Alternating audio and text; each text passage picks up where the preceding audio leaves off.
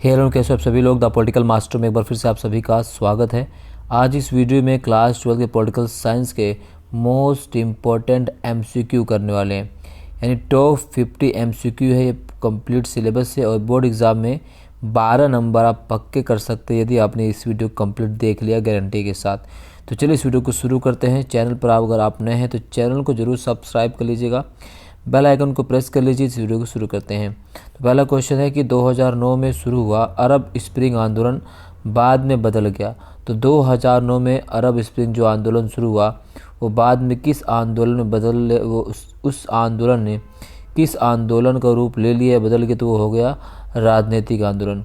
2009 में अरब स्प्रिंग की शुरुआत कहाँ से हुई थी, तो वो हुई थी ट्यूनीशिया से। कहाँ से?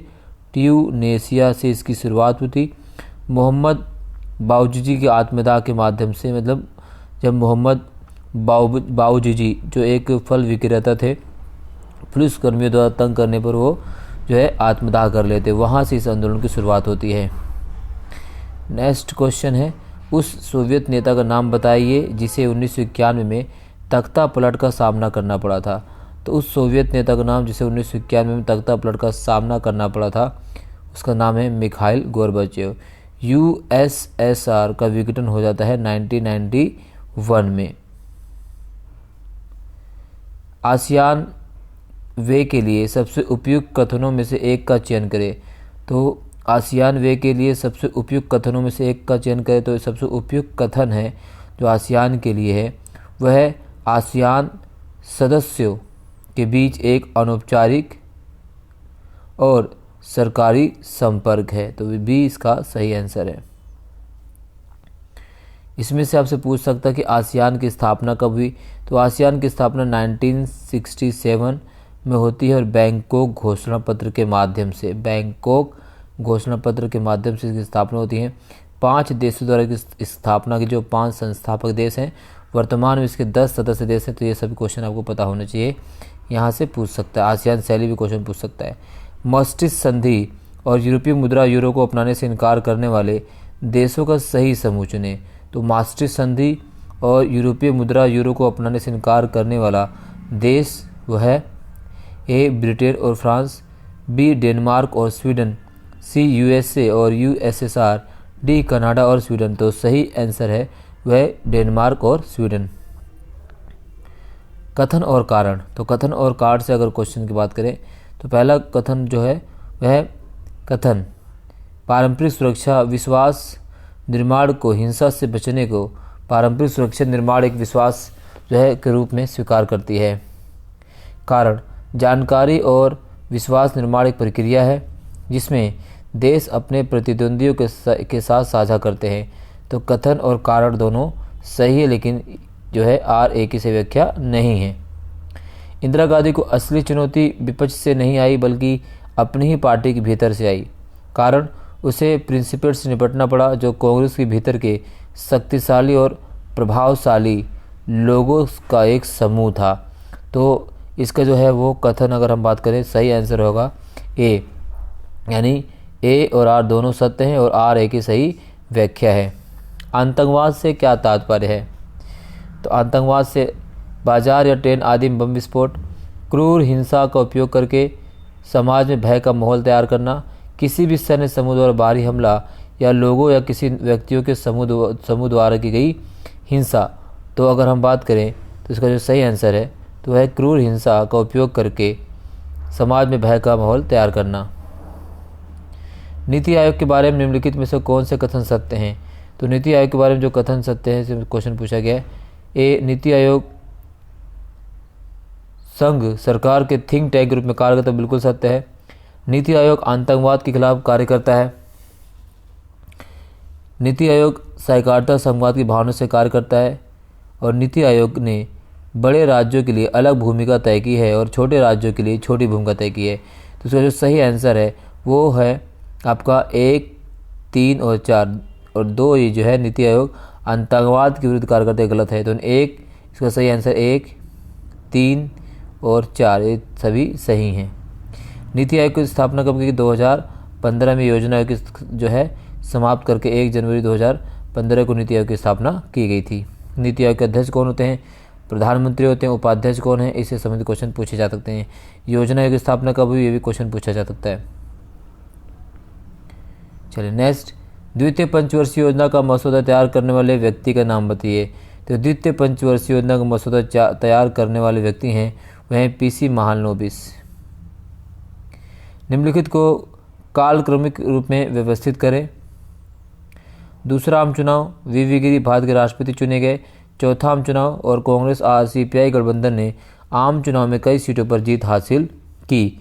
तो इसका अगर हम बात करें तो यहाँ पर निम्नलिखित कालक्रम की अगर हम बात करें तो सबसे पहले जो आएगा वो आएगा दूसरा आम चुनाव, ये सबसे पहले आएगा।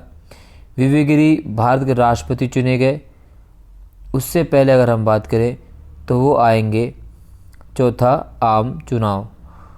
चौथा आम चुनाव यानी पहला, फिर दूसरा, उसके बाद अगर हम बात करें फिर तीसरे नंबर पर आएगा ये, एंड फिर चौथा आएगा वीवी गिरी राष्ट्रपति चुने। इस तरह से इसका सही आंसर आएगा। इलाहाबाद उच्च न्यायालय के न्यायाधीश का नाम बताइए जिन्होंने श्रीमती इंदिरा गांधी के चुनाव को अवैध रूप में घोषित किया था। तो अवैध घोषित करने वाले जो न्यायाधीश हैं वो उनका नाम है जगमोहन लाल सिन्हा। क्या नाम है उनका? जगमोहन लाल सिन्हा। आपातकाल की उद्घोषणा के संदर्भ में विषय का चयन करें। इसमें से विषम का चयन करना है। समग्र क्रांति के लिए आवाज़, नक्सली आंदोलन, 1976 की रेलवे हड़ताल, गुजराती आंदोलन। तो आपातकाल से संबंधित तीनों सही हैं, लेकिन ये जो है नक्सलवादी आंदोलन ये गलत है। तो सी इसका सही आंसर होगा। चलिए अगला क्वेश्चन है, अरब स्प्रिंग की शुरुआत की शुरुआत के साथ हुई। किसके साथ हुई? रूसी क्रांति, ट्यूनीशिया की क्रांति, मिस्र की क्रांति या सीरिया की क्रांति? जी हाँ, क्या? सीरिया की क्रांति। तो इसका सही जो आंसर है तो वो आपको हमें इसमें आपको बताना है। तो इसकी सही आंसर आपको है वो है ट्यूनीशिया की क्रांति। तो अरब क्रांति की शुरुआत किस क्रांति के साथ होती है? उसका नाम है ट्यूनीशिया की क्रांति 2009। सोवियत व्यवस्था के निर्माताओं ने निम्नलिखित में से किसको महत्व नहीं दिया? तो सोवियत व्यवस्था के निर्माताओं ने किसको महत्व नहीं दिया? तो अगर हम महत्व की बात करें तो निजी संपत्ति की समाप्ति, समानता सिद्धांत पर समाज का निर्माण, विरोधी दल अथवा प्रतिपक्ष कोई स्थान नहीं, अर्थव्यवस्था पर राज्य का कोई नियंत्रण नहीं। तो सही आंसर है वो है डी। आसियान का उद्देश्य था। आसियान का क्या उद्देश्य है? आर्थिक विकास को तेज करना और उसके माध्यम से सामाजिक और सांस्कृतिक विकास प्राप्त करना, कानून के शासन और संयुक्त राष्ट्र के नियमों पर आधारित क्षेत्रीय शांति और उद्देश्य को बढ़ावा देना। तो इसका जो सही कथन है अगर हम बात करें तो वह है सी, यानी ए और बी दोनों सही हैं। भारत ने आसियान के किन दो सदस्यों के साथ मुक्त व्यापार का समझौता किया है? तो भारत ने जिन दो आसियान सदस्य देशों के साथ मुक्त व्यापार समझौता किया है वह है सिंगापुर और थाईलैंड। कौन है? सिंगापुर और थाईलैंड। सिंगापुर और थाईलैंड। कथन और कारण से क्वेश्चन पूछे गए हैं। भारत की सुरक्षा रणनीतिक घटक है संपूर्ण देश की रक्षा करना, एकता व अखंडता बनाए रखना। कारण देश की संप्रभुता व स्वाभिमान पर किसी प्रकार का समझौता नहीं है। तो इसका सही कथन है वो है ए। तो इसका ए सही है और सही व्याख्या भी करता है। शास्त्री जी ने जय जवान जय किसान का नारा दिया। ये नारा देश में युद्ध व सूखा जैसी परिस्थितियों से लड़ने का दृढ़ संकल्प लेते हुए लिया गया। तो इसका जो संकल्प है वो है ए, यानी कथन ए और कथन जो है कारण दोनों सही है, लेकिन आर ए की सही व्याख्या जो है करता है। तो ए इसका भी सही है। अंतर्राष्ट्रीय सुरक्षा से संबंधित क्या है? तो अंतर्राष्ट्रीय सुरक्षा से संबंधित अगर हम बात करें, राष्ट्र के अंदर शांति व कानून बनाए रखना, आंतरिक सुरक्षा पर ही बाहरी सुरक्षा का निर्भर होगी, सुरक्षा की पारंपरिक अवधारणा का ही हिस्सा है आंतरिक सुरक्षा, बिल्कुल सही है। तो उपयुक्त सभी सही हैं। राष्ट्रीय विकास परिषद के उद्देश्य क्या है? तो राष्ट्रीय विकास परिषद के उद्देश्य अगर बात करें तो राष्ट्रीय विकास परिषद उद्देश्य क्या है? पहला, योजना के निष्पादन में राज्यों का सहयोग सुरक्षित करना, देश के सभी भागों में संतुलित और तीव्र विकास के लिए दिशा निर्देश देना, नीति आयोग का गठन करना। डी, ए और बी दोनों। तो इसका सही आंसर वो है डी, ए और बी दोनों। नेक्स्ट, चौथी पंचवर्षीय योजना को स्थगित क्यों करना पड़ा? ए सैनिक संकट के कारण, बी राजनीतिक संकट के कारण, सी युद्ध के कारण, डी आर्थिक संकट के कारण। तो चौथी पंचवर्षीय योजना को आर्थिक संकट के कारण जो है रोकना पड़ा था। कांग्रेस को छाता संगठन किसने कहा? तो कांग्रेस को छाता संगठन कहा है वह पामार ने। निम्नलिखित में से कौन सुमेलित नहीं है? तो सुमेलित अगर करने बात करें तो वह है PRI 1929, जनसंघ 1951, स्वतंत्र पार्टी 1950। तो स्वतंत्र पार्टी जो है वो सुमेलित नहीं है। निम्नलिखित के कालक्रम अनुसार लिखें। बिहार आंदोलन, शाह आयोग, उदारीकरण का युग आरंभ, राष्ट्रीय आपात 352 के तहत। तो अगर हम बिहार आंदोलन की बात करें तो 1974 में शाह आयोग बनाया गया था आपातकाल के बाद 1976 में 77 में, उदारीकरण 1991 में, और राष्ट्रीय आपातकाल की बात करें तो 1975 में। तो इस तरह से सबसे पहले आएगा 1, फिर आएगा 3, ठीक है, फिर आएगा आपका, इसी तरह से आपको इस तरह को मिलान करना है। क्वेश्चन नंबर 24, निम्नलिखित को कालक्रम के अनुसार रूप में व्यवस्थित करना है। तो पहला है ऑपरेशन डेजर्ट स्टॉर्म, दूसरा है ऑपरेशन इनफाइनाइट रिच, तीसरा है 9/11 और चौथा है ऑपरेशन इंड्यूरिंग फ्रीडम। तो इसको कालक्रम के अनुसार आपको व्यवस्थित करना है। तो सबसे पहले अगर हम बात करें कालक्रम के अनुसार, तो सबसे पहले क्या आएगा आपका बी, यानी ऑपरेशन पहला आएगा ए ऑपरेशन डेजर्ट स्टॉर्म, फिर बी ऑपरेशन इनफाइनाइट रिच, फिर 9/11, फिर आपका आएगा लास्ट का। तो इस तरह से 1, 2, 3, 4 इसका सही आंसर है। शॉक थेरेपी के क्या परिणाम हुए? पूरे क्षेत्र की अर्थव्यवस्था तहस नहस हो गई, बिल्कुल। इस क्षेत्र की जनता को बर्बादी की मार झेलनी पड़ी, बिल्कुल ठीक है। रूस में राज्य नियंत्रित ढांचा चरमरा, बिल्कुल ठीक है। लगभग 90% उद्योग को निजी हाथों को बेचना पड़ा। तो सभी कथन बिल्कुल सही हैं। 1, 2, 3 और 4 डी इसका सही आंसर है। मार्शल योजना किसे कहते हैं? अमेरिका द्वारा यूरोप की अर्थव्यवस्था के पुनर्गठन के लिए मदद करने को, रूस द्वारा पूर्वी यूरोप की अर्थव्यवस्था के पुनर्गठन करने के लिए मदद करने को, अमेरिका रूस दोनों द्वारा यूरोप की अर्थव्यवस्था के पुनर्गठन करने की मदद करने को। तो इसका सही हुआ है ए, यानी अमेरिका द्वारा यूरोप की अर्थव्यवस्था के पुनर्गठन करने की मदद करने को 1956। डैश के गठन के बाद 9 स्वतंत्र देशों को किसी भी गठबंधन से दूर रहने का विकल्प मिला। किस गठन के बाद? तो वह है गुट निरपेक्ष आंदोलन, यानी नाम non aligned movement 1961। Pandit Jawaharlal Nehru इसके एक बात है, 5 लोगों ने इसकी स्थापना की थी। तो ये काफ़ी इंपॉर्टेंट यहाँ से क्वेश्चन पूछ सकता है। अगला क्वेश्चन निम्नलिखित में कथन और कारण से क्वेश्चन पूछे गए हैं। तो कथन और कारण की बात करें, पहला कथन है, ठीक है, तो यह सुरक्षा की पारंपरिक अवधारणा में सैनिक हमले को सबसे खतरनाक माना जाता है, कारण इसमें मानवीय अस्तित्व पर प्रभाव डालने वाले खतरों को भी शामिल किया जाता है। तो इसका जो सही आंसर हुआ है सी। क्या होगा इसका? सी, यानी जो है कथन ए सही, लेकिन कारण आर बिल्कुल गलत है। स्वतंत्र पार्टी का निर्माण 1924 में हुआ, कारण सी राजगोपालाचारी प्रथम भारतीय थे जिन्होंने भारत रत्न पुरस्कार प्राप्त किया। तो इसका जो सही आंसर वह डी, एक बिल्कुल गलत है और जो है कारण बिल्कुल सही है। तो डी इसका सही आंसर है। निम्नलिखित में से अवरोध को परिभाषित करता है। अवरोध को क्या परिभाषित करता है? आत्मसमर्पण करना, युद्ध में होने वाले विनाश का समर्पण, सुरक्षा नीति का संबंध युद्ध की आशंका को रोकना, युद्ध से डरकर भाग जाना। तो सुरक्षा नीति का संबंध युद्ध की आशंका को रोकना, ये सही आंसर है। नीति आयोग का मुख्य उद्देश्य नहीं है, तो वह है मुख्य उद्देश्य नहीं है। मुख्य उद्देश्य अगर नहीं है की बात करें, वह है सहकारी संघवाद के भाव से कार्य नहीं करने के लिए। दूसरी पंचवर्षीय योजना में किस बात पर बल दिया गया? तो दूसरी पंचवर्षीय योजना पर बल दिया गया था भारी उद्योगों पर, भारी उद्योगों विकास पर। निम्नलिखित में से गलत कथन को बताइए या पहचान कीजिए। श्यामा प्रसाद मुखर्जी भारतीय जनसंघ के संस्थापक नहीं थे। स्वतंत्र पार्टी का नेतृत्व श्री राजगोपालाचारी, एन.जी. रंगा जैसे पुराने कांग्रेसी नेता कर रहे थे। कम्युनिस्ट पार्टी ऑफ इंडिया के पास आज़ादी के समय एक सुचारू पार्टी मशीनरी और समर्पित कैडर मौजूद नहीं थे। कांग्रेस सोशलिस्ट पार्टी का गठन खुद कांग्रेस के भीतर 1934 में युवा नेताओं के एक टोली ने किया। तो जो सही इसका आंसर है वह है श्यामा प्रसाद मुखर्जी, यानी ए इसका सही आंसर है। जनसंघ के संस्थापक श्यामा प्रसाद मुखर्जी ही थे।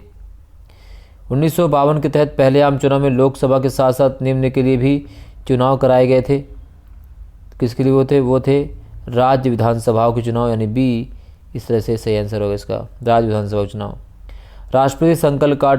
राष्ट्रपति संकट काल की घोषणा करता है यदि देश या किसी भाग की सुरक्षा युद्ध, विदेशी आक्रमण या आंतरिक सशस्त्र विद्रोह के कारण खतरे में हो, वित्तीय संकट उत्पन्न हो गया हो या उपरोक्त सभी, तो इसका सही आंसर होगा उपरोक्त सभी। नेक्स्ट क्वेश्चन नंबर है पेस्ट्राइका और गलानोस खुलेपन नीति किसने शुरू की? तो पेस्ट्राइका और गलानोस की खुलेपन की नीति की शुरुआत किसने की? Boris Yeltsin, Mikhail Gorbachev, Nikita Khrushchev, Vladimir Putin. तो आपको बताना है इसका सही आंसर क्या है।